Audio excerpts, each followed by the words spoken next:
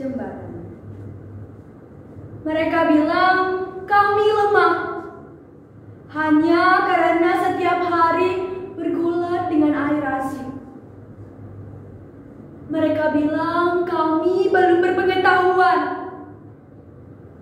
hanya karena yang kami lihat setiap hari hanyalah pasir putih dan deburan ombak. Otot kami sudah fasih. Tak hanya belajar menjual ikan saja, kami juga belajar hal yang mungkin sepele, yang bernama karakter. Pundak kami sejak kecil ditegakkan, diluruskan lewat rantai-rantai perahu ayah kami, ditempa dengan asap-asap di dapur ibu kami.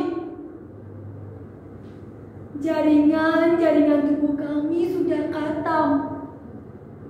Saat tempaan-tempaan itu datang, yang katanya untuk bangsa dan negara, yang kami dengan bangga mempelajari hal itu, yang selalu kami lewati jembatan menuju generasi emas itu, yang bernama karakter.